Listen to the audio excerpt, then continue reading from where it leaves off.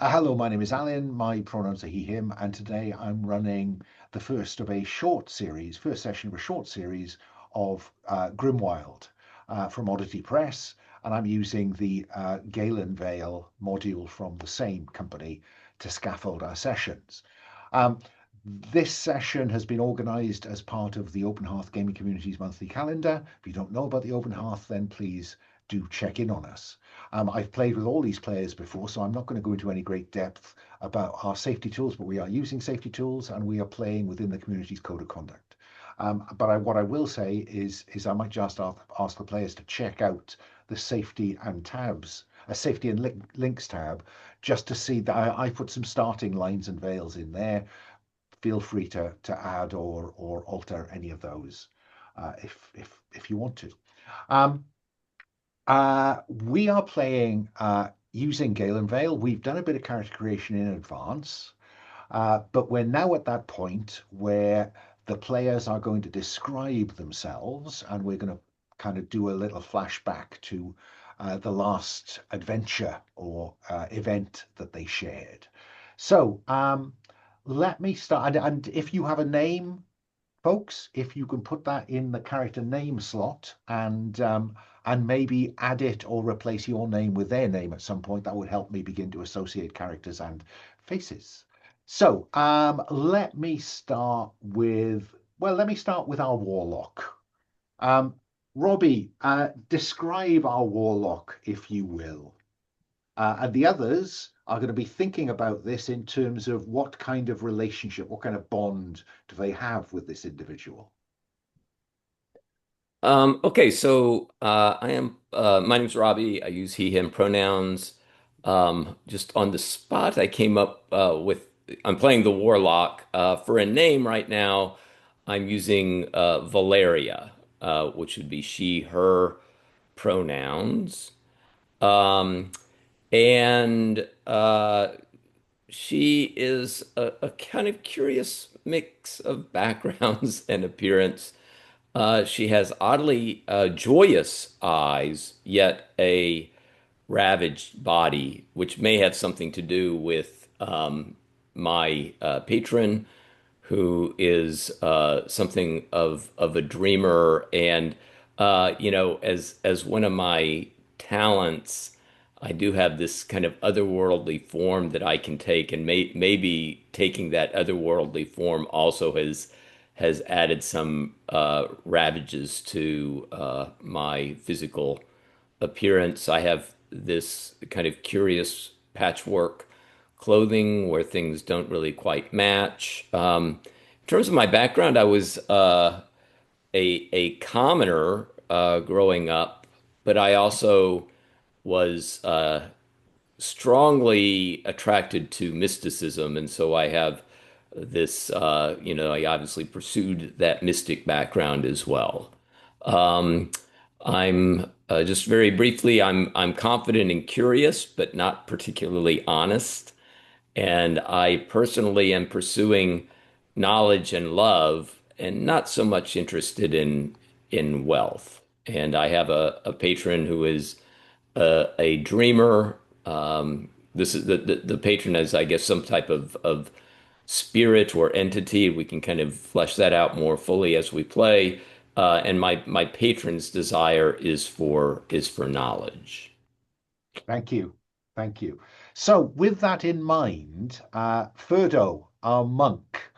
Mark, what do you think Ferdo thinks of our warlock? Hmm. There's an intensity that runs from deep, complex, growing, low-key, playful, and tense, and a nature from affection, camaraderie, curiosity, doubts, respect, rivalry. Hmm. Think, let's see. I think I am curious. I have a growing curiosity about their spiritual side. Okay. What about Sir Windermere, our paladin? Rod, how do you think he relates? Or is it he? Yes, sir. Um, Yeah, yeah. relates to this strangely ravaged woman. I think there's a respect for knowledge. And what were the So intensity levels? if you go up to the top right of your Oh, character right. sheet, you will find intensity and nature. And if you hit the drop down, you'll see intensity, deep, complex, growing, low key, Ah, playful, or tense, and then a list of natures. cool. All right. So, yes, respect, particularly for their desire for knowledge. And it would be, I'll say deep. Deep respect for their knowledge. Right. Respect stuff that you don't have and don't particularly want, according to those desires. Yeah. Okay. Let's move on next to Furdo, our monk. Would you like to just give us a little pen picture of Furdo, Mark? Yeah. Frodo is he, him. Frodo is a grubby but seasoned, um, kind of you can describe them. Um, I think he comes from I was rolling some random tables from the book. I think he comes from a clan that like travels around and kind of camps in ruins, kind of apart from civilization. Um, and yeah, kind of just a dirty guy, but has these piercing eyes that belies some sort of spark behind them. Um, And so the drifter background, it fits yeah, with that. yeah, Do drifter you and want to tell us about eccentric. do you want to tell us about his eccentricities? Yeah, I think he like sings to himself, mutters to himself, always like collecting little trinkets or whatnot, eating things that might not be palatable to other people. Great, great. So, and he's in search of harmony and thrills. Yes, yeah, Yes, just okay. trying to have a good time. But he's mostly honest and persistent.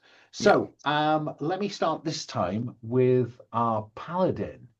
What do you make of our monk, Sir Windermere? Um, I'm gonna pick complex curiosity, because I think there's there's a lot there that's so interesting. I don't know that I can trust them. Not that they have any malicious intent, but they're just so weird. I can't. They're like way out of my comfort zone. But I know that there's a lot of positive traits there also. Spot on. And so let us then come to our paladin, Sir Windermere. Give us a little pen picture of Sir Windermere. Oh, sorry, no, I need to ask Yeah. Robbie, I beg your pardon, what you make of our monk. Why don't I was thinking it might be fun to have playful rivalry. Okay. I mean, Yeah. so kind of seeing some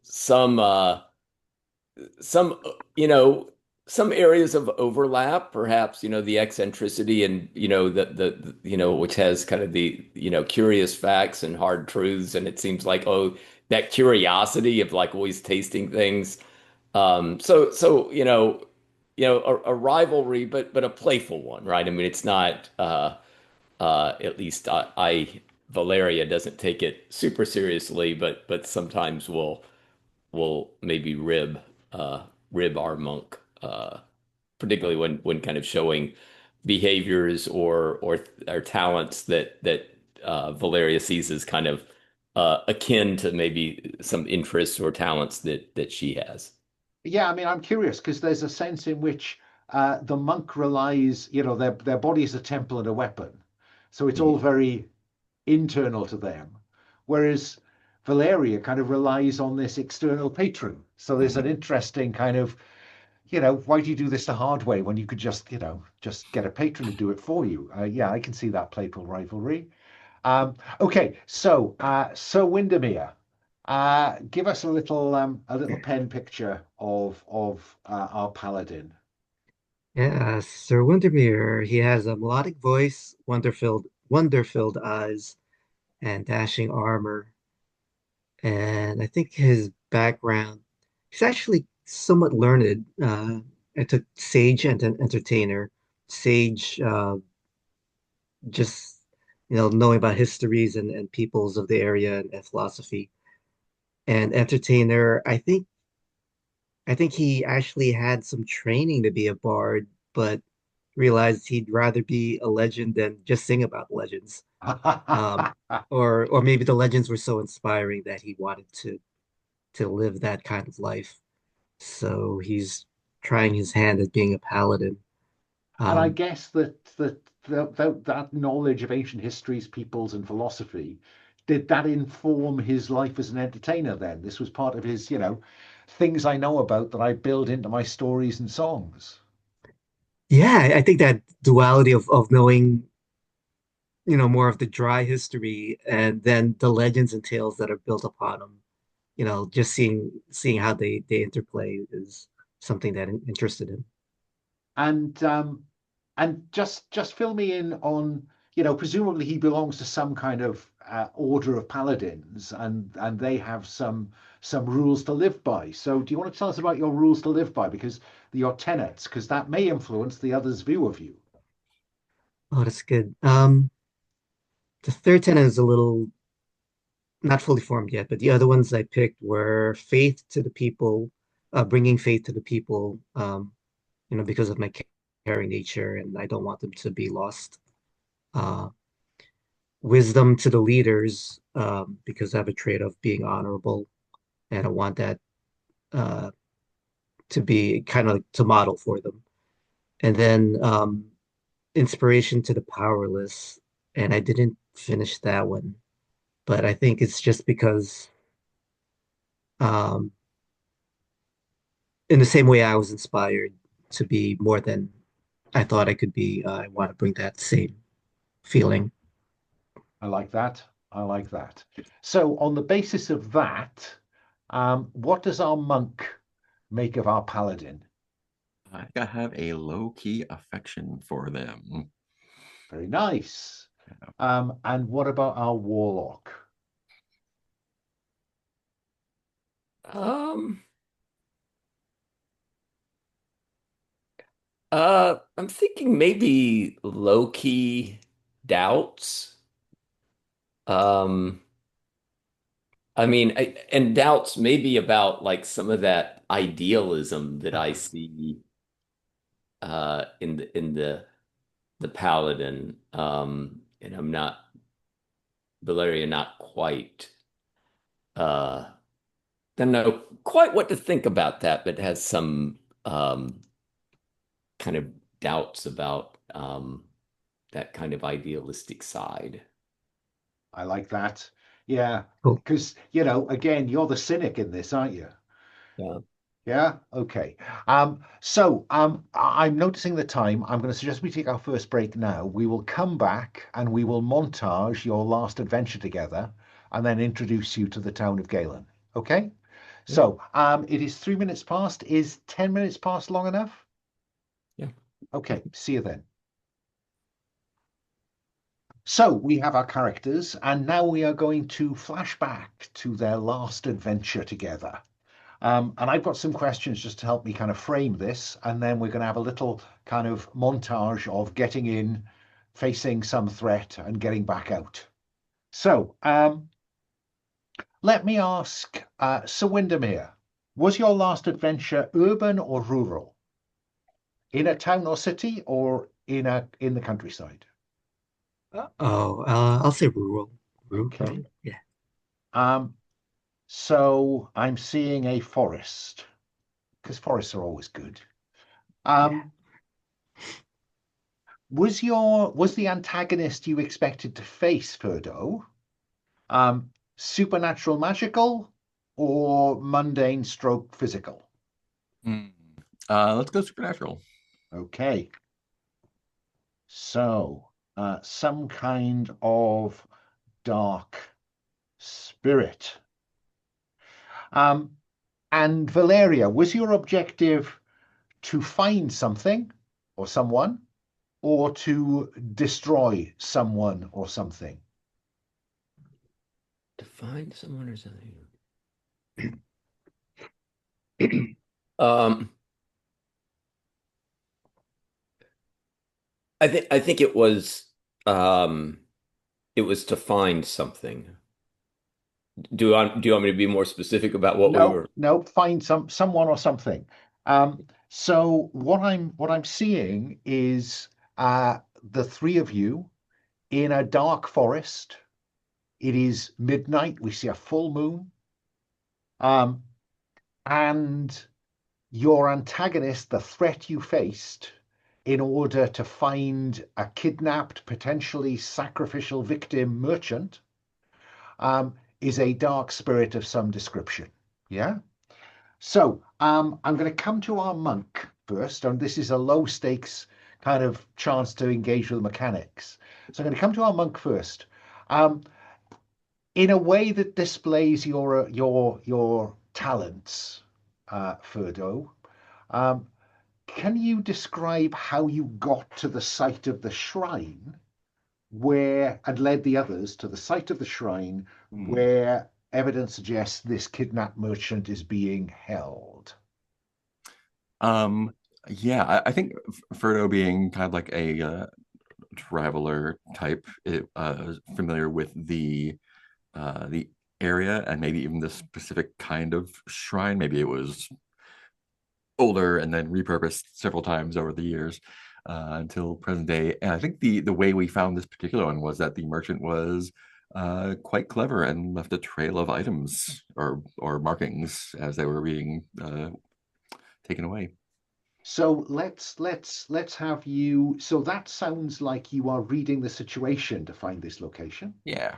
which sounds like wit to me. So Cool. your wit is two. So you are going to roll 2d6.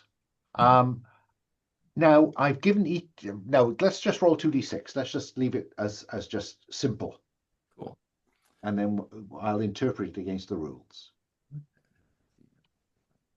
2, 6 roll. We are always looking for the highest number, As which I in assume this that's case 6 is and a not a six. not a 9. Yeah, yeah, yeah, yeah. Nine is very rare on those six-sided jobbies. And if I just ask you to look at the core tab, so I can explain what's going on here, you'll notice then when you take action, build your dice pool. We did that using wits, two dice. I didn't allow spark or anything else, just a straightforward two dice. And Furdo achieves a six. You do it and avoid any trouble. So describe arriving at this shrine without having disturbed anyone or anything that might be there. Hmm.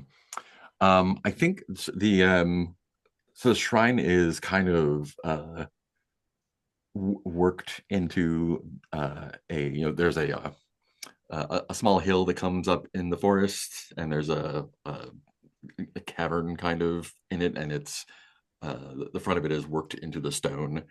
There's figures and whatnot on either side of the opening, and we have followed the trail of. I think maybe the first thing that tipped us off was like the merchant had dropped something, but I think along the way they had probably like marked trees or broken branches or something, and we've come up like we like, recognize the site, like great, that's it, and then come around the back of it, so we're like above the entrance from behind. Okay. Um, you can hear chanting, Sir Windermere and Valeria. And Valeria, you know that there is something mystical, supernatural, spiritual going on here. Um, I need the pair of you to agree whether your principal threat are the people who are doing the summoning, or that no, you've told me it's the supernatural. So the principal threat here is the supernatural. So I think I'm going to nominate Valeria to contribute to this montage to just give us some sense of how you face off against this dark spirit. So let's have you roll 2d6 and see whether this goes well or not. Okay, and I'm rolling 2d6. Um, wait a minute, what's going on here? All right. Sorry, I should have asked if you're familiar with the dice roller. You just click on a couple of Yeah. dice at the bottom and then hit the roll button. A 3.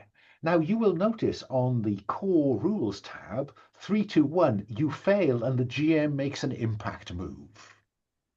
The spirit that they have conjured tears the keystone out of the arch supporting the ledge on which you are sitting, and all 3 of you tumble down into the path of these acolytes that have summoned this thing. Happily, it can't get out of that cavernous kind of place that you described, Ferdo. But Sir Windermere, you can see lying on the ground at the threshold of this, the merchant. He's bound hand and foot, and all the acolytes further back in this cavern have seen you lot in the moonlight and are about to come to you. Do you face off against them, Sir Windermere, to give the opportunity for somebody else to get the kidnapped merchant out of the way, or do you go for the merchant and leave the others to sort the escape? Yeah, I think with the sword and armor and shield, I think I'll be more imposing against the acolytes, and hopefully one of my compatriots will save, well, will at least cut free the merchant. So I'm seeing you step forward, standing over the kidnapped merchant with your shield and your sword drawn. Right. Um, and are you trying to frighten them, or are you going to engage with them? I don't want to necessarily hurt them, so it's more of an intimidation thing. I lift my sword, and it catches the moonlight, and I speak words of Words come of no power, further. Yeah. authority.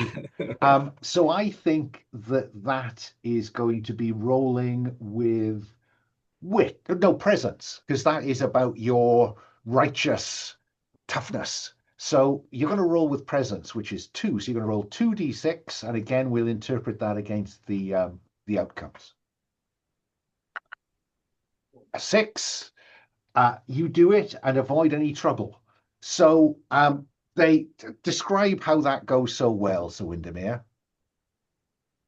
Yeah, they weren't expecting maybe they weren't expecting a whole party of people to save this one merchant who maybe was not super popular.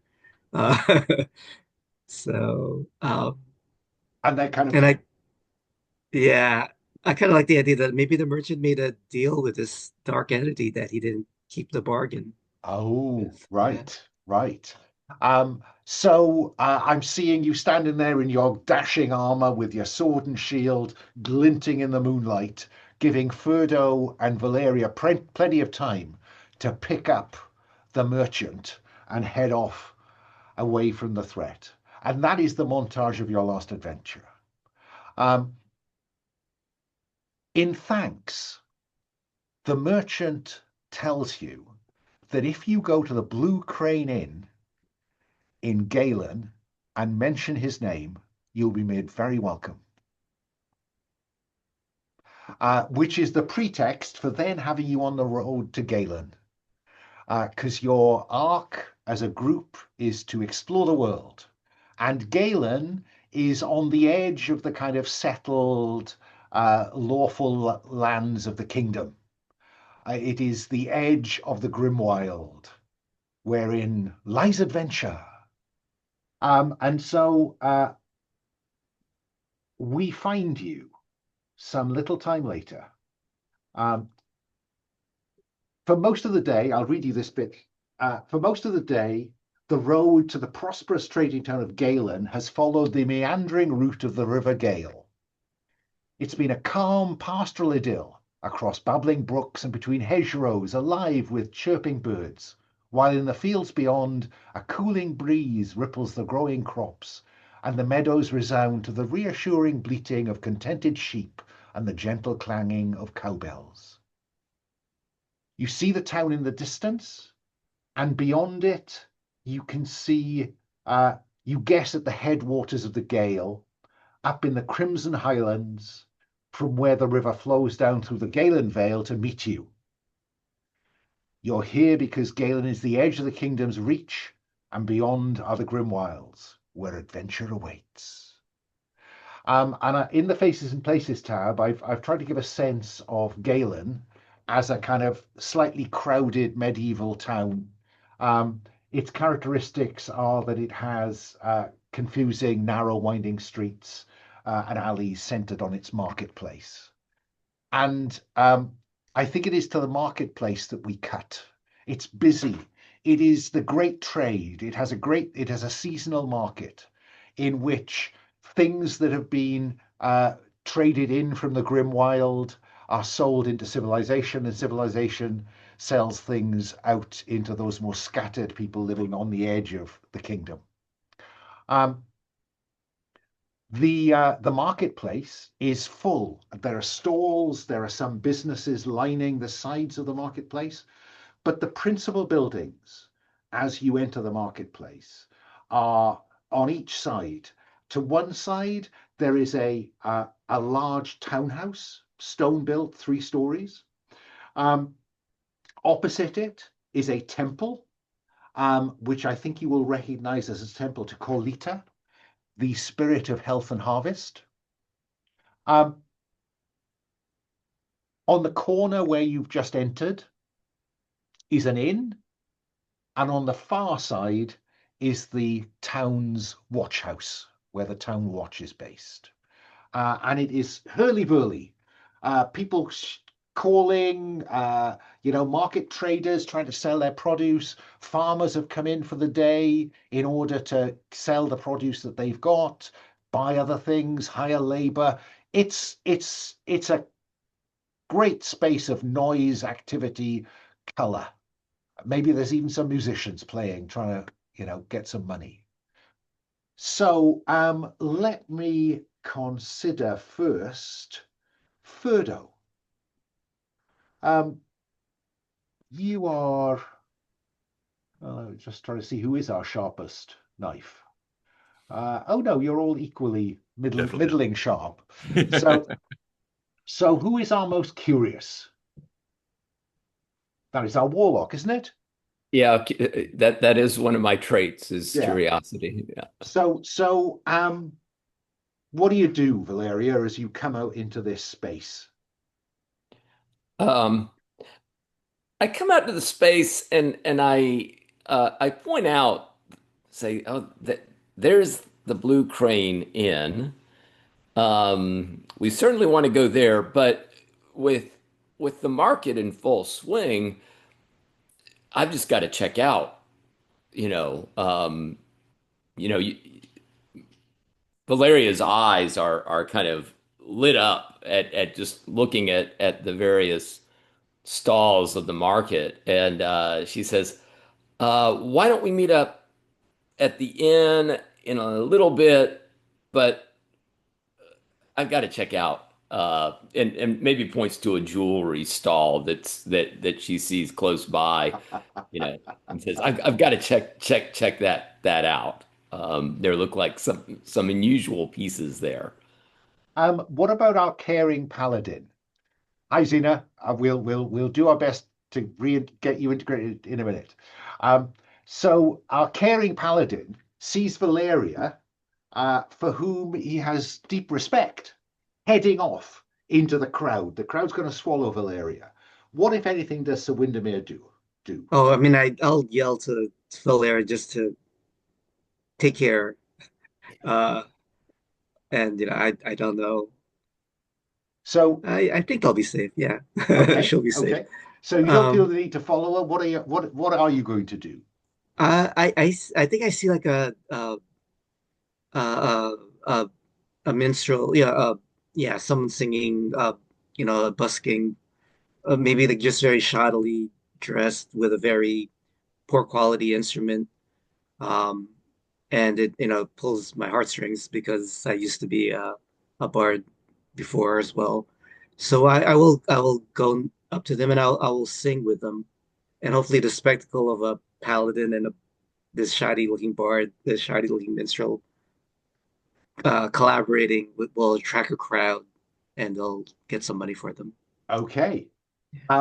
And Furdo, what do we see you doing as Windermere goes off to serenade with a musician, and Valeria is disappearing into the crowded marketplace in search of who knows what? I think Frodo's is not at home in the urban areas as much, but is I think curious about what Valeria is looking for as well. So might try to stick close to our warlock. Now, when you say stick close, is this to join Valeria as she explores the marketplace, Yeah, like or not to like keep a right up on her. discreet eye? I think like just in the same like, oh, if like you're at a stall, I'll be at the stall next to it, not like right up on you, but Okay, okay, just kind of okay, like we're browsing together. okay. Um, so I'm just going to pause the recording for a moment so I can speak to Xena. So, uh, let me ask Valeria then. What are you interested in, or what do we see you doing as you wander around the marketplace? You did Well, mention a jeweler. yeah, I went started with the jeweler, and it's not like I'm not interested in wealth specifically, but I think when Valeria, when she arrives at someplace new, she's kind of just interested in like in this case, just things that she hasn't seen before. Um, Especially, things she hasn't seen before that maybe suggest, something mysterious, something out of the ordinary, something that she can't quite explain, or that seems to have maybe some history behind it, but she doesn't know what that history is. And like jewelers, sometimes, when you go up to their stalls, they'll have a lot of it's just kind of ordinary stuff, but sometimes, there's something that'll catch your eye. Is like, oh, that's not necessarily a beautiful thing, but it certainly is an An intriguing item. interesting thing. Okay, let's have it. I think that's wit. That's reading a situation. That's spotting stuff. So that's if you roll 2d6. Now, let me explain spark. Each of you starts a session with one spark. You can spend that spark to get an extra d6. Mhm. And Uh, that would yeah, mean untick it on your sheet. yeah. Let me go here. It always seems good to have spark at the start of things, so I don't think I'd hesitate to spend a little spark. Okay. Where is it on the character sheet? Okay. So if you look at where brawn, agility, wit, and presence are, Yep. it's just to the right of that. You get a Okay. story point and you get a spark. You can spend story to influence the flow of story, if you will. And so I'm just going to uncheck the spark then and get an That's extra. right. Okay. I'll do that, and then And I'll you go. roll 3d6, not just two. All right. Oh, that's interesting. A whole set of twos. So again, on that's a grim outcome. You fail, the GM makes an impact move. And I think it's a bric-a-brac stall. It's all kinds of bits and pieces of stuff, bits of pottery, carvings, candlestick holders, snuff boxes, all kinds of stuff. Just no theme to it at all. Um, but you notice a small pendant, and and and as you lean forward, the stall holder sees you and says, um, "That's not for sale to people like you." Because I think you've got this ravaged look. Mhm. You don't look well. You don't look healthy. Patchwork clothing. You can't afford that, and he whips it away. Okay. Mhm. Birdo, you see this happening. Maybe what's what the next door stall? What are you looking at when this happens? I've got to go. It's a little restaurant stall. It's a little thing grilled things on sticks. Exactly. Yeah, Yep. street food. Yep. Galenite street food. Yep. And you see this happen on the stall next door. Um, and Valeria, was interested, so snatched it away. And the stallholder there is giving Valeria the stink eye. Hmm. Because she really, we'll get into the question of how ravaged you look. What does that come across as? But even the patchwork clothing, she doesn't look like she could afford anything on that stall, and so he is get away, get away, get away. Hmm. That's what happens further. I just want to know if you're going to do anything or whether you're content. Um, because I think I am probably a more advanced version of what the merchant does not like about Valeria. I am, I'm watching with growing curiosity to see how Valeria reacts, so I can judge how I should react when that happens to me. Yeah, because you're actually dirty. You I'm, know, yeah, yeah. yeah. There's whether there's a slight about, I don't know, but yeah. So Valeria, any reaction, or do you just take that and move on? Um, well, I think Valeria's initial response is like, you say, it's not for people like me. What do you mean, people like me? Grubby people off the road, beggars, drifters. Well, you're a rather presumptuous type, I must say. Do you see Um, that sign? That sign says, I don't have to serve anyone I don't have to serve. So on your way. yeah, and I think what what Valeria will do, um, I have to decide how rash I want to be with this. You know, when he's yelling or at least talking firmly to me, um, Valeria will take a step back, but she's making it appear like it's like, oh no, right? But it's actually deliberate, and she's gonna back herself up into one of the tables that is now gonna have you know things flying off the table because of right his harsh tone of voice that has frightened me. But I'm go, oh, and then and say, oh, I'm so sorry, right? As I look down at the floor at all of the trinkets that have fallen down there. Well, I think all of that will add up to you marking presence. As your reputation, people notice this, and word spreads in town. So you've got a bit of a kind of a downer. So there's a little tick box underneath Yep. your presence. So if you put a tick in there, in order to remove that tick, you simply have to roll with presence. It will involve a thorn. Hmm. Okay. So Ferdo, that's how Valeria dealt with it. Mm. Um, I think probably having purchased some of the stick meat, um, take one over to Valeria, offer a hand, a grubby hand, up, and uh, go to give you one of the foods, and drop it in front of the table that you're shooed away from. Hmm. Um, and I think in the process of picking it up, I'm gonna try and swipe something Oh, off of it. right. So this sounds like agility. It Is does. this a random thing or Yeah, just something whatever specific? is like easiest to lift.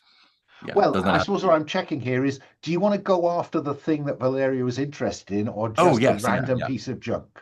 yeah. Yeah. Whatever Valero is interested in. If you're interested in a particular thing, I will put a thorn in the pot.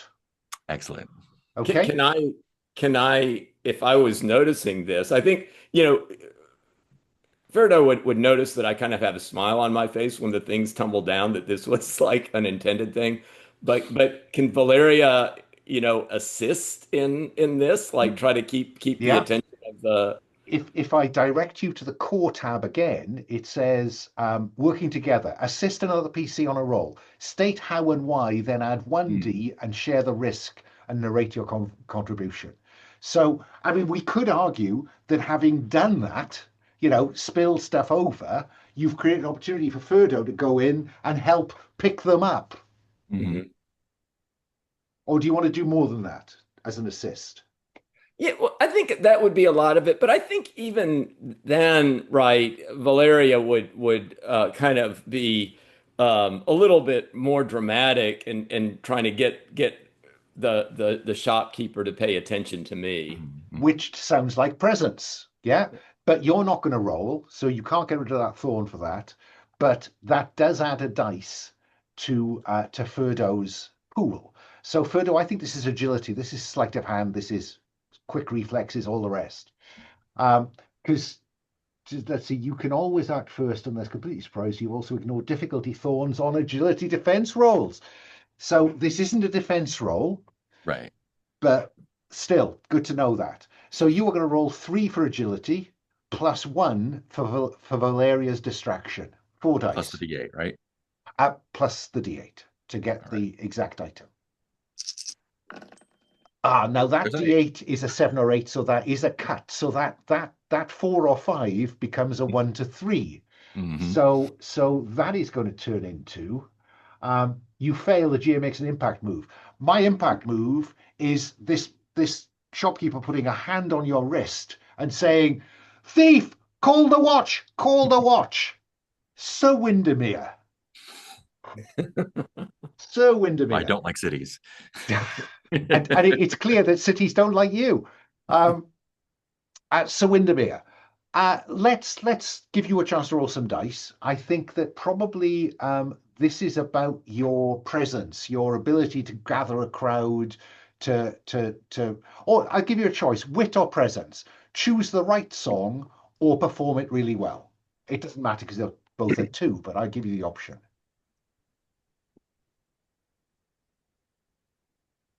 Uh, I want to perform it well. Let's have Yeah. you roll with presence, which is 2 dice. I will give you a bone. No, you told me that he wasn't a very good musician, didn't you? He's not. Oh, he had He a has like a poor instrument. poor instrument. Yeah. Fair enough. Yeah. Okay. Well, then I will neither thorn you nor will I give you a bonus dice for the musicianship. So it's a straight Okay. 2 dice with you, unless you want to spend your single spark. Are there ways to, or what are the ways to get to Okay. regain Well, spark? you have a way to do it.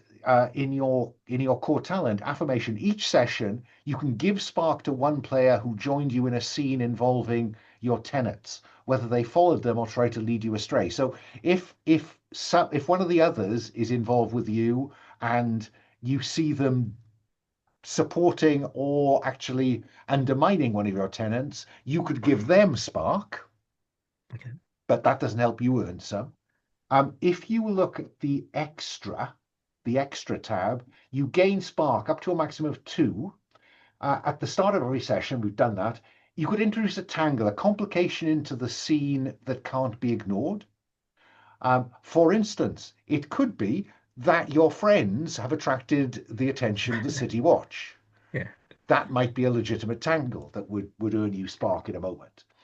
Uh, any time that you get a disaster, which is a critical failure, you earn spark.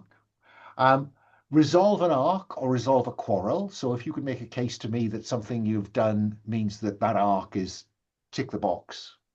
Um, when the GM calls a build up, no. When events lead to another character to reappraise their bond with you, again, I think it's too early for that. So Okay. basically, the options you have are to introduce a complication that can't be ignored. But that will be after this roll, not before it, because we're seeing how Okay. your song went. You can decide whether this tangle is going to embrace you as well.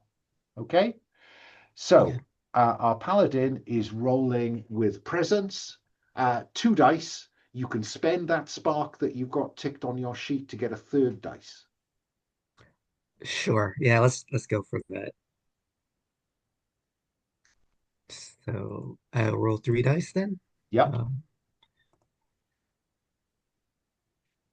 A Right, I 6. guess 6. So that goes really well. You attract quite a good crowd. Um, there's a sense in which there are coins dropping into this guy's hat or his instrument case, um, and yeah, you've done a good thing. You've done a good thing, and people, I think, will generally have a fairly good opinion of you at this point. Fair enough. Mhm.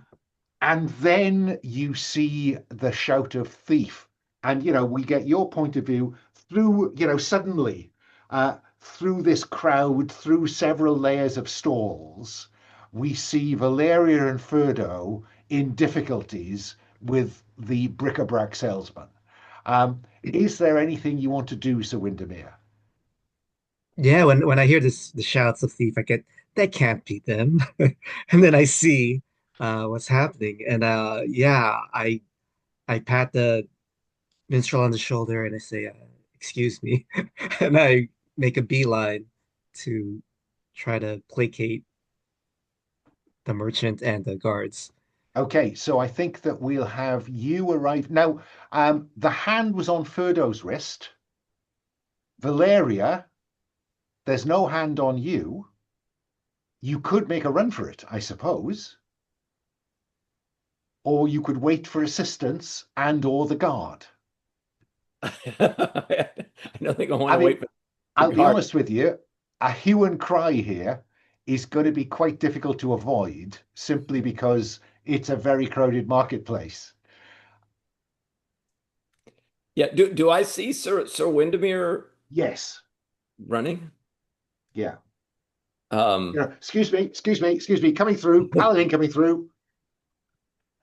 yeah, I don't think I'm Valeria's the type that would just abandon Ferdo. I think Valeria will say this is all you know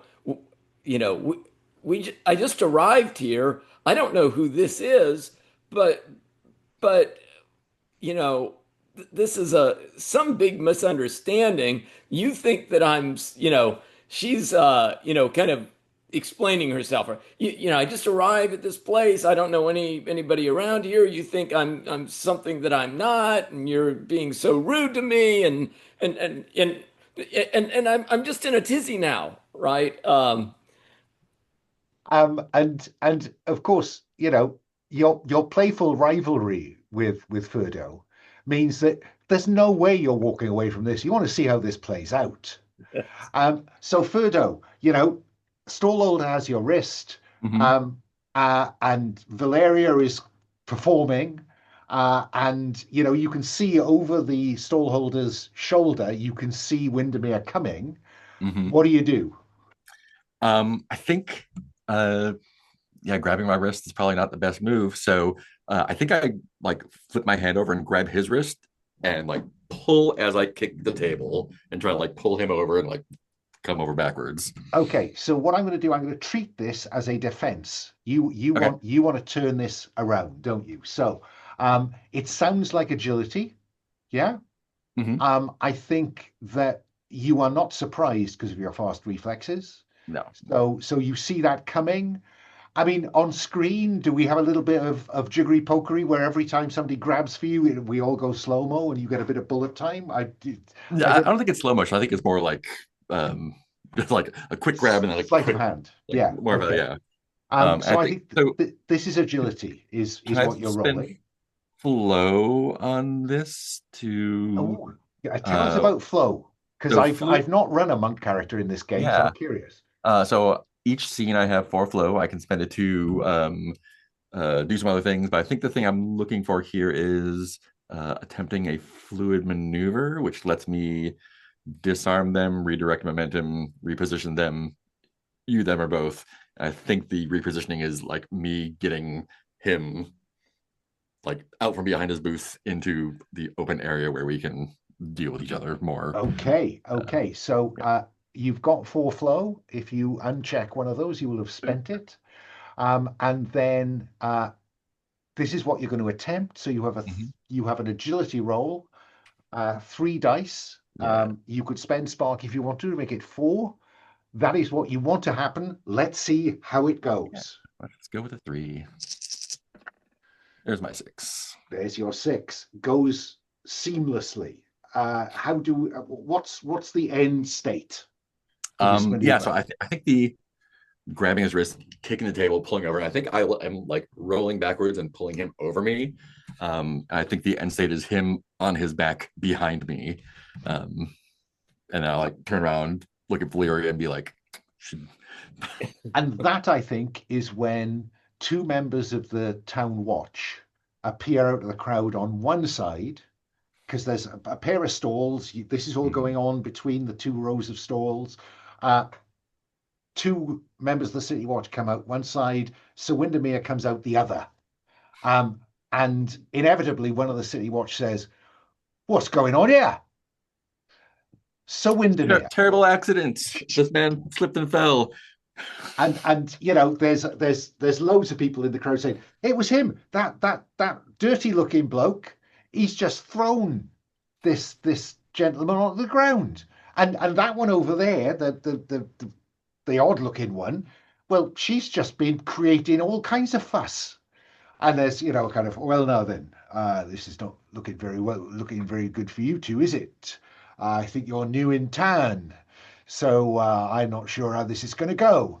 So, Windermere, is there anything you want to do? Because I have to say, I'm looking at one of your talents here. Ooh.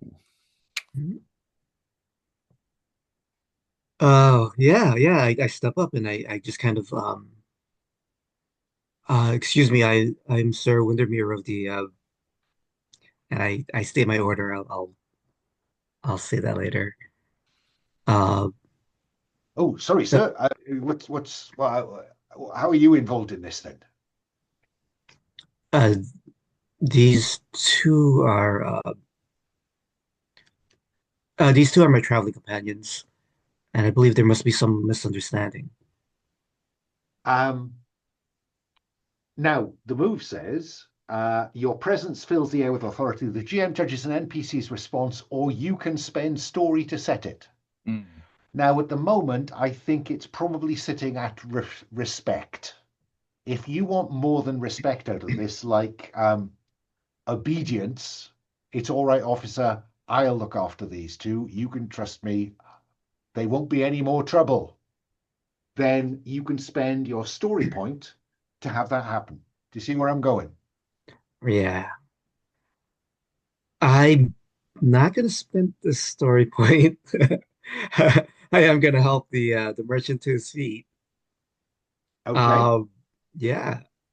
So are you settling for me saying there's respect here, but it's not going to stop an arrest? Uh, I I'd like there to at least be some discussion between my companions and the merchant, just to see, because I don't know what happened. Um, just to find out what the story is. Okay, so at this point, we're not going to use authority because I think it's perfectly legitimate because he said, "What's going on here then?" And so the stallholder says, well, that one there, look at him, look at her. She, I didn't want her scaring customers off. And then this other one appears, and he tried to steal that, and he points at the medallion that Valeria was looking at, um, and and so I took his hand, and the next thing I know, I was on the ground. And there's kind of people in the crowd, other stallholders. Yeah, that's yeah, that we saw that. Yeah. So, Ferdo, you are at the moment. Valeria is a kind of accessory after the fact kind of thing, but you are the focus of the law's interest here, Ferdo. So, what if anything do you say in your defense? Can you tell me more about what the Wises do? They give you fictional positioning. So if you wanted to, you could spend story in relation to them to make something true, as long as I would agree it's not too big a stretch. What are you thinking? Yeah, I was thinking of maybe spending a story to introduce a random fact for my eccentric background. Go Um, on. or yeah, or maybe even Faraway Tales from Drifter. And point out that the medallion that Valyria was trying to take was actually looted from a tomb not too far from here, and in fact Okay. should not belong to that merchant in the first place. Oh, that's very interesting. I So can give like the name and provenance of it. So you spend that story and you put that on the table. Now, are you convincing? Is the Yeah, key question we now great have to question. ask, which is really all around your presence. That's a problem. Let's see. Well, I'm going to keep coming back to Sir Windermere just to see whether he wants to flick the authority button to intervene in this. But that is Thurdo's line. Yeah, I'll happily support you, Now, whether that's through a role or whatever. well, you can add a dice to that just by telling me what you say or what you do or how you support Furdo's story. Because this is a question about whether this town watchman is going to believe Furdo that this should not be in the possession of that stallholder, and therefore where it goes is a different question. But then that would be, well, that would explain what's gone on. So you can just tell me what you do to get a dice for Furdo, or you can flick the authority switch, spend a story, and you can tell me what the reaction of the law is.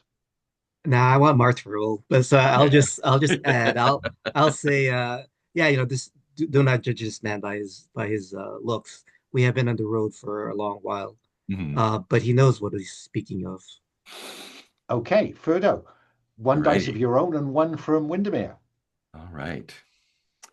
Woohoo. Five. Look at that, a five. Okay. So on a five, that Yes. is, you do it, but the GM makes an impact move. I think the impact move that I'm going to make is, well, look, sir. I think you and this traveller, pointing at Furdo, um, and did you say that you're also travelling with this other person, giving the stink eye to Valeria? Um, I think if you were to accompany me and them to the watch house, um, I'm just going to take this, and he holds the medallion up. I'm going to take this medallion in charge until I need to refer this up the chain.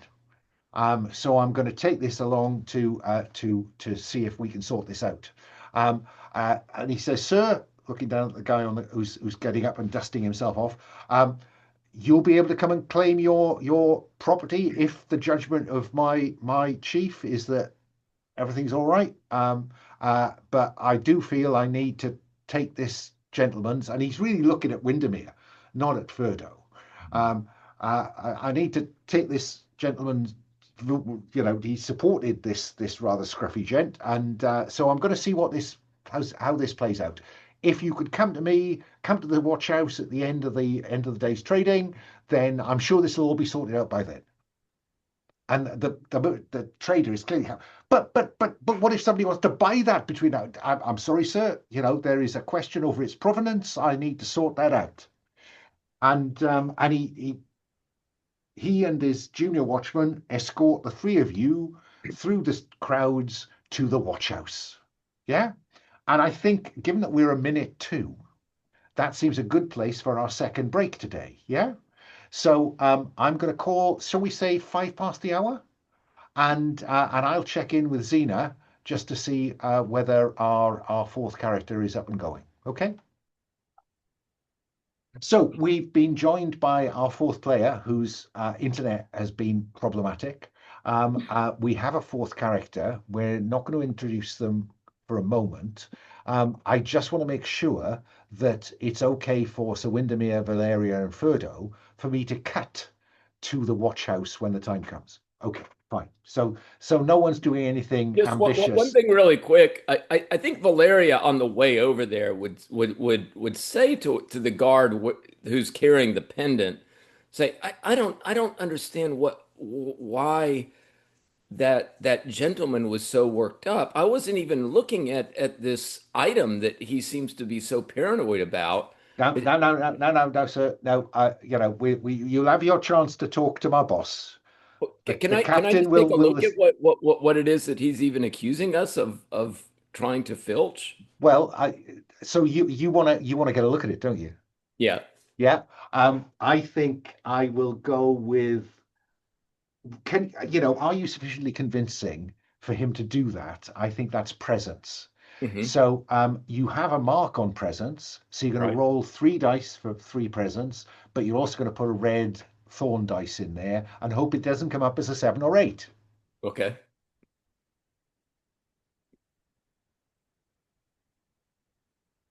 All right. Here we go. Well, just as well the red dice because that would be a disaster otherwise. This is a failure. Right. Um, and he turns and he looks at you and he says, "The more you express interest in this, sir, I have to tell you, the more suspicious it gets." And I am going to take a bit of suspense on that basis, because that allows me perhaps to throw a something in the works later on. And Um, I uncheck the presence. Is that correct? you do. Yeah. Once you roll with it, win or lose. So right, and off you go across there. Now, Xena, you know these characters, yeah? But tell me why you were delayed. Because they've just Um, arrived and you're an hour or two behind. Why were you delayed? I think the last place I stopped at, my bard song was just too entertaining for the people to let me go, and they kept just demanding More, another more encore and like almost sort of physically, um, you know, keeping restrained you. me Yeah. from actually leaving.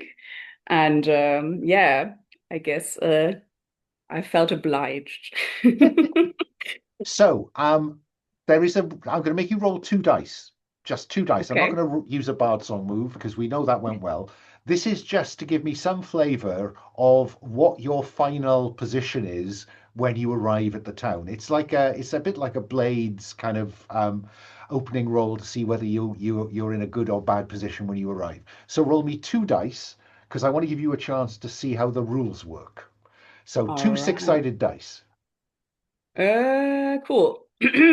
You're looking for the single highest roll.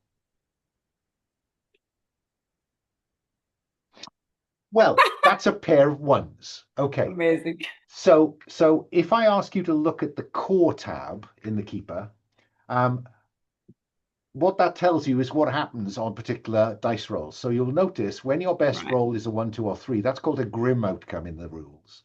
You fail and the GM makes an impact move. Um, in the end, they tried to lock you in. Fantastic. Okay. Um, how did you end up getting out? Mm,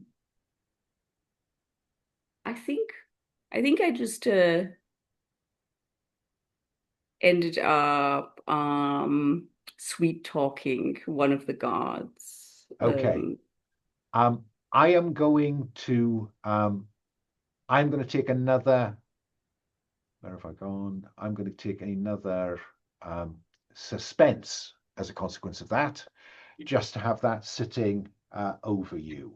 A And good start. you arrive in the market square of Gaelenvale just in time to see your friends being escorted into the watch house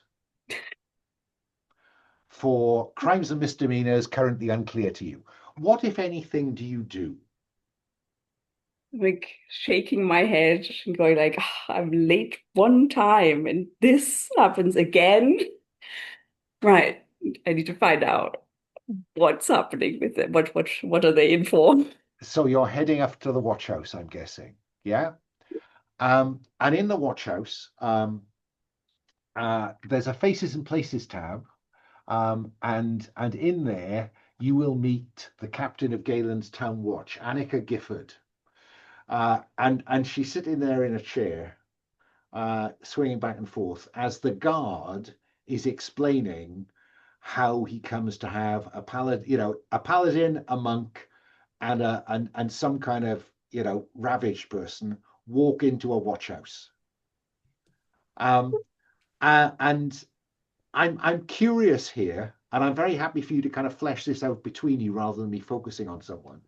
But Sir Windermere is the most respectable looking person. He's the only respectable looking person. Yeah. Who's been, brought in for questioning. Furdo and Valeria, in various ways, look disreputable.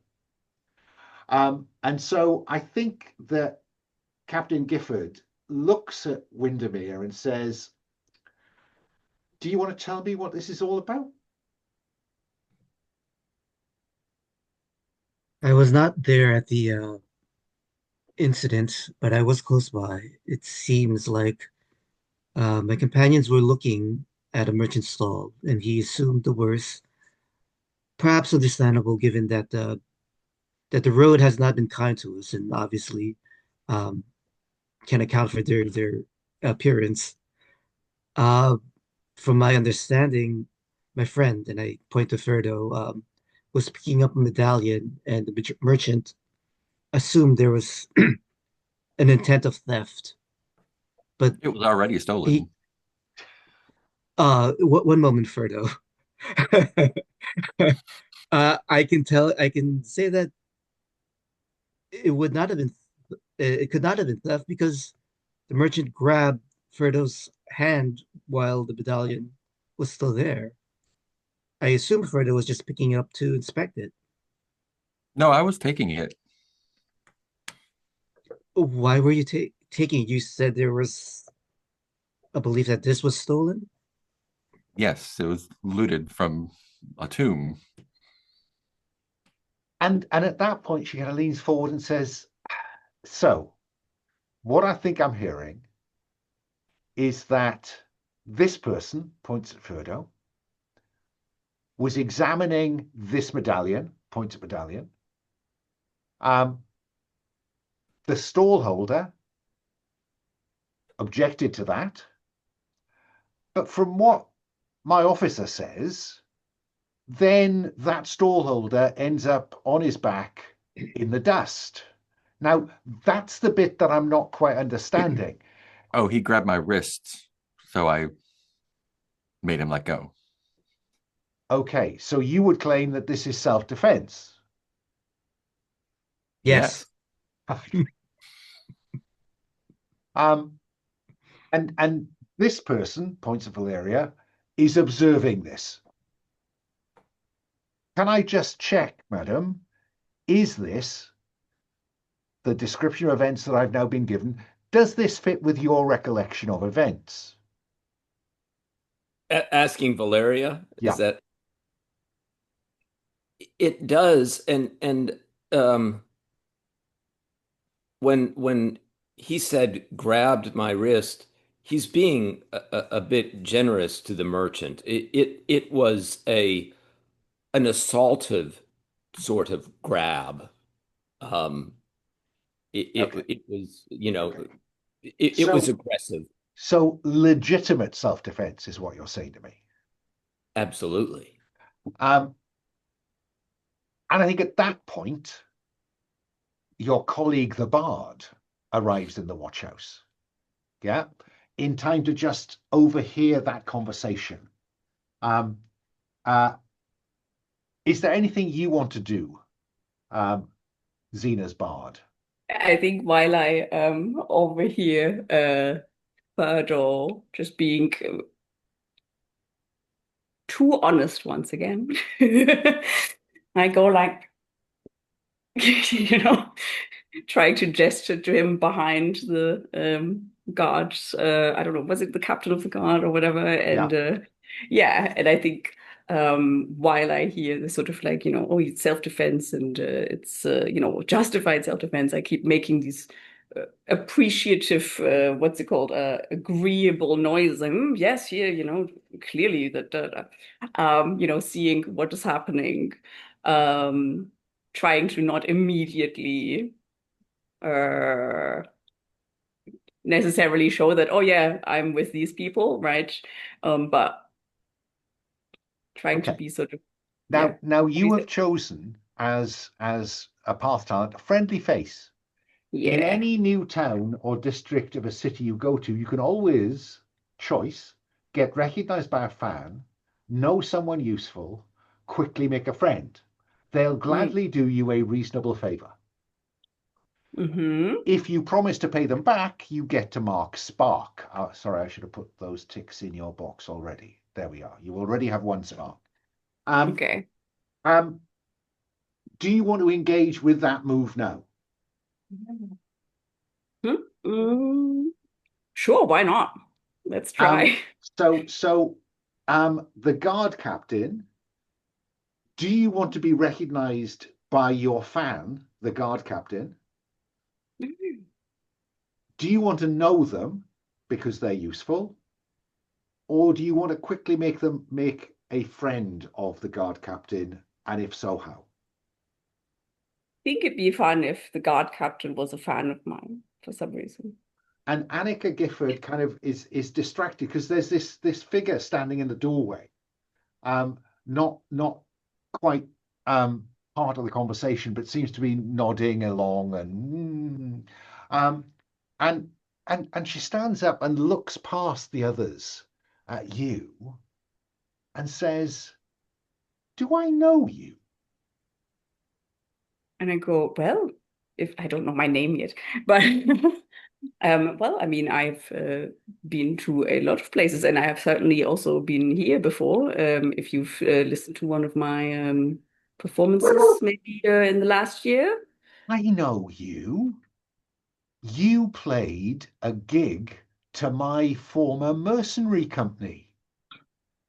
You're Oh, that great. one. Oh, You're really good. thank you, thank you. Are you in town to perform? Um, yes. I'm like looking at the others, like, are we? I don't know, but I'm Well, sure. you are here to explore the world. You are seeking adventure. Yeah, And you've been given a name here of someone that if you mention a particular name, then you'll be made welcome. Um, right. that isn't Annika Gifford, the guard captain. No, This is a but separate relationship between you and her. And she's entirely distracted by this, um, and says, almost kind of dismissively to the constable who brought them in, um, look, I think we need to find out more about this. Is it stolen? Where did it come from? And then we'll go from there. Um, tell the trader that he can't have it back till tomorrow, um, because I need to buy this man. I need to buy him a drink. I need to buy this bard a drink. Um, and encourage them to put a performance on tonight. Um, here's a question. I don't know if this is me with the player or well, what of the actual three people here? Because I was going wait, actually no, this is my character whose name I just don't know is going well but I mean these are I'm your honored to get a friends. drink, but these three are integral to my uh gig to to the to setting everything up, blah blah blah. Like if there's any chance of setting any kind of performance up, you see, you've heard them, they've not done anything wrong. Well, that Without their remains to be help, seen. But look, are you saying I could release them into your custody, and you'd be back here tomorrow to so we could discuss this? I mean, yeah, they're my crew. I don't know if this is the right word, but Yeah, yeah, I can't do anything without them. Like, yeah. You need your I write the roadies. stuff, but I don't know how to deal with this is nonsense, but you know what I mean. Yeah, yeah, yeah. And so I think it's a reasonable favor. It must be said, if they cause any more trouble, then Annika is going to be peed off. Yeah. She's doing a reasonable favor as a fan. that isn't kind of protection, get out of jail free card. But she is prepared to release this man, uh, Ferdo, into your custody and in the company of this paladin, because he seems very respectable. Um, and this woman, she I don't know what is something about her makes me uncomfortable. Um, just keep a lid on it, and we can have because it's a busy day, right? Trade day, the big trade. The cells are already full. We'll leave it at that. Is that fair? Yes, 100%. I really appreciate it. Listen, if we do manage to put on something, I will reserve you a seat in the front row. I appreciate that. I won't buy you this drink now. I'll buy you at the Blue Crane tonight. Sure. Fantastic. Looking forward to it. And I think we cut, unless anybody else wants to interfere with this reasonably decent outcome.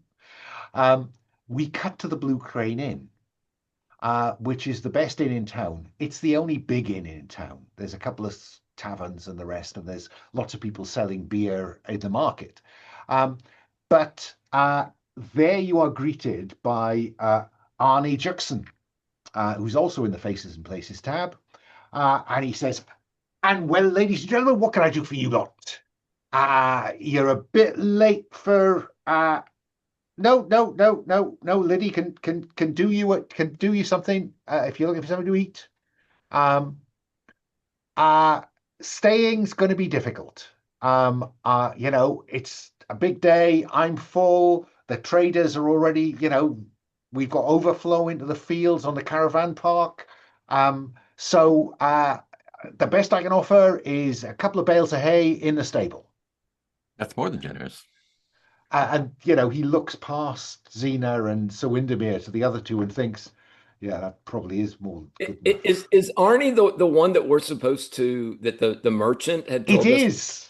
Mm. Yeah, so I think Valeria would say, well, that's a shame because, and I don't know that we gave that merchant a name. He gave you a name, Thomas. Okay, yeah, that's a shame because we met Thomas and had done him a favor, and he directed us to come to your inn, saying to mention his name and that you would show favor to us. Thomas, tall fella, bearded, deals in as I remember, cloth. And all of that is true. So you nod and smile. And he says, and Thomas did me a fantastic deal on my curtains. And he gestures, to the Fantastic they are. gorgeous drapes. And says, well, for friends of Thomas. And again, he's heard that from Valeria, but his attention is on Sir Windermere and the Bard. Well, if Thomas sent you, and he gestures a young woman who says, Liddy, can we shift those folk from number 5? They were going tomorrow anyway. Can you kind of make up something that gets them out the room early? Tell them that we won't charge them. But they have to go tonight. All right. And young Liddy Jackson is quite a sharp individual. She kind of looks at him, looks at you, and says, "You sure about this, Dad?" He says, "Yes, they're friends of Thomas. You know, Curtin's Thomas." And she kind of says, "Oh, yeah, Curtains. Yeah, I remember him. All right. But why do I have to go and Liddy, you're much better at this stuff than I am." And Liddy disappears upstairs. 10 minutes later, 3 rather disgruntled traveling salesmen come downstairs. Well, I'm not sure this is. And she's saying, "Yeah, I'm really sorry. But somebody spotted a rat up there. I need to get the rat catchers in. we honestly can't have you in there if there's an infestation. That would, and so to make it good, the bill is done. Don't worry about the bill. It's cleared. Just, I'm terribly sorry, entirely our fault, but you'll understand we can't let the room in that condition. And they leave, and she looks over her father and says, and you have a room at the Blue Crane Inn. I think he's kind of expecting Frodo to still sleep in the stable, to be honest. Oh, Frodo was also expecting that, yeah. Because Frodo is dirty. Yeah. Valeria is patched, clothed, and ravaged, but Frodo looks like, the lowest end of the servant scale. Yeah. Frodo is much more comfortable out back. Fine. And More so space for us. So I think that's a good point for us to cut today, because we've established we've established a couple of relationships.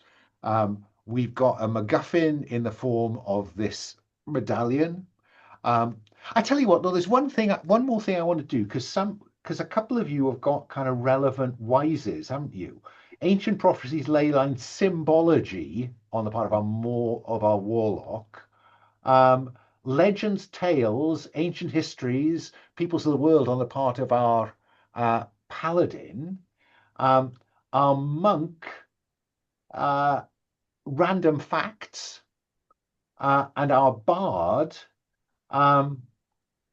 has bard songs. So, they're and I think I'm prepared to have all of you cooperate. When three PCs work together, G picks who rolls the action, the other players assist. So there are 3 additional dice on the table here. I think probably Valeria got the best look at it, because I'm sure Frodo just made up that entire story about the 2. Oh no, Frodo was being honest. That was entirely honest. Entirely honest. So I think I'll have Valeria roll. Well, no. Which one of you has got the highest wit? That's probably me. It is you. I min-maxed it. And so I think that we have you sitting around a table in the dining room of the Blue Crane Inn.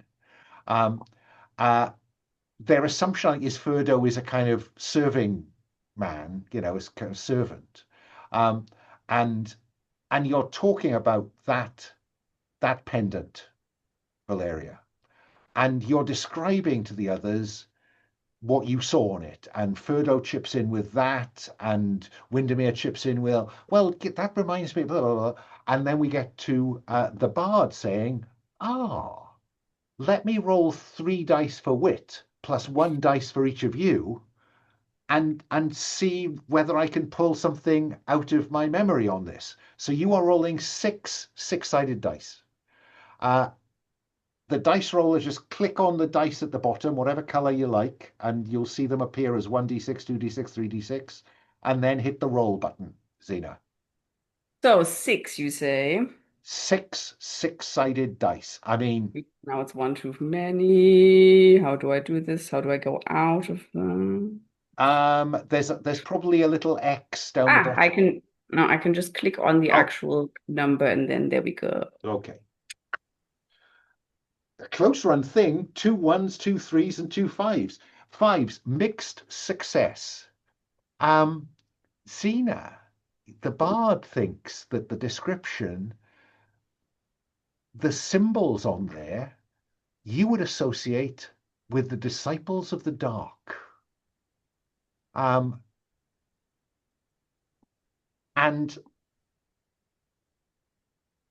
those disciples, a generation, 2 generations ago, there was a dark rising across the kingdom, and it was put down. But rumors persist of the disciples of that darkness still being spread around the kingdom, and particularly out in the Grimwilds. So I just want to introduce the idea of a faction dice pool. there's a factions tab, and on there is Disciples of the Dark. And you will see that there's a number 8 next to it. Yeah. And what it means is that at a time I think appropriate, I can roll 8 dice for that 8. Yeah. Any that come up as 1, 2, 3 will reduce that dice pool. Right? So let me roll those 8 dice, d6. Now I am seeing 1, 2, 3, 4 of those dice are 1 to 3. Yeah? That reduces that dice pool from 8 to 4. The next time something happens that might justify me rolling those 4 dice, we may see the disciples make their presence felt. Because when that reaches 0, what is written next to it will happen. Yeah. There are 3 other factions at play in Gaelenvale. They are Leif Graxon, Sir Leif Graxon, Mistress Ira Del Rain, and the Bandits of the Vale, all of whom want to be either legally or illegally in charge of Galen. And that's the kind of back scaffolding for this, as well as the potential rise of Disciples of the Dark. Okay? So that, I think, is where we'll leave it for today. A quick stars and wishes, if that's okay, because I'm just curious how you think that went. Stars from me for a set of interesting characters, very different, and very different on screen in the way that they're being played. So that's all good for me. But if I start with Rod, any stars, any wishes about what you might want to see down the road? You are muted. Stars for telling me I'm muted. Stars to just organizing this and facilitating it and walking us through. I think this has some mechanics I've not played with before personally. So this looks pretty cool. Uh, so thank you for that, Mark. The idea of using the medallion, or saying the medallion was looted, and using the story point mechanic, um, right off the bat was cool. Now we have the MacGuffin to explore. Mhm. uh, and I like both Ferdo and Robbie. I like how you've been playing Valeria. It's going to be cool to see how our characters all interact. Uh, yeah, because I'm for honesty with Ferdo is using it detrimentally, it seems. But I like Valeria's earnestness as well and curiosity. And Xena, I'm looking forward to meeting more of the Bard, especially since my character has a bardic background. But I don't think we're going to see eye to eye all the time. It seems like. Um, You know. Well, I mean, I'll put a wish in here. There is on the starting here tab a list of group building questions. And so I would quite like to use some of next session to give you just times to sit down as twos, as pairs, and just so if you want to have a look at those questions and see which ones interest you and which ones who you might want to ask them about. That would be, you know. So thanks for that, Rod. That was my wish. Do you have any wishes for next time? I'm curious to see about this gig that we're playing tonight, this performance that the Bard set up for us. I think Sorry. that might be fun. I want something interesting to happen at it. Fine, Yeah. fine. I'll do what I can. Xena, I won't put you on the spot on stars and wishes unless you want to, because your internet meant you could only kind of come in late on, but I don't want to disbar you from the option. I guess Star for being so understanding and letting me jump in late. And yeah, that was cool. Yeah, I don't know. I think I haven't really experienced the other characters too much because I was I kind of muted it at some point because I was like, I need to actually read this text to make my character. But I did very much enjoy, the honest to a fault Frodo getting himself into more trouble. Or yeah, I like that sort of thing in a character. It's Yeah, interesting. I found myself thinking, stop digging. Yeah, but yeah. Otherwise, I think yeah, my wish is to get to know the other characters more, and my own, and hopefully find a name for them. Enough said. Yeah, Thank but you for that. yeah, that's it. Mark, any stars, any wishes?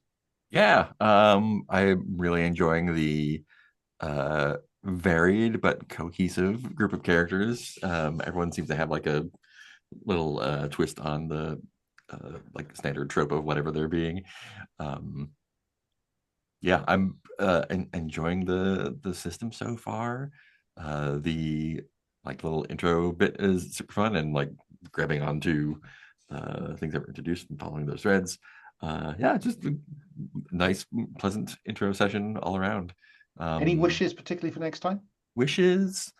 Um, I'm curious about the faction stuff, so like pulling on those threads might be fun too. Yeah, yeah.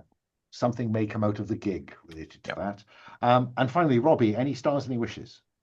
Yeah, I like the character creation, the character keeper. I mean, this has a lot of levers and buttons and knobs, but the character keeper seems, very well put together and kind of made that whole process of the character creation, I think, pretty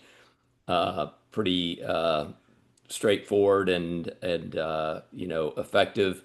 I like the opening scene in the market, right, where we start off with making a splash of sorts in Galen. But yeah, it was kind of interesting, like how it just that little scene brought out, the characters, and we saw something of their relationship together, with Valeria and Ferdo kind of getting themselves into trouble, and Sir Windermere kind of helping us out, but also kind of kind of curious to see how Ferdo was gonna try to extract himself from the situation. So yeah, that was all really good, and the episode ending with the disciples of the dark idea, that's very rich, and I guess a wish is to explore that connection a little bit more to see what might be there, and I'll also kind of have a wish to maybe see some sorcery warlock stuff going on. I'll read up on my warlock abilities a little bit more, but I'll be kind of trying to see about getting those in play next Yeah, time. I mean, down there at the bottom, near the bottom of your sheet, there's more stuff on patron creation that you might want to begin to flesh out, Cool. because there's, how do you communicate, blah blah blah blah blah. Yeah, if you want to give some thought to that, that'd be great, because then we can perhaps engage with asking them for a favor. Yeah. Um, so yeah, stars, thank you for signing up. Thank you for persisting in trying to get here. Zena, I appreciate that. Wishes, yeah, I want to see where this goes. We've only got three more sessions. I think at the end of that, I might feel I want some more, but there you go. And with that, I will stop the recording.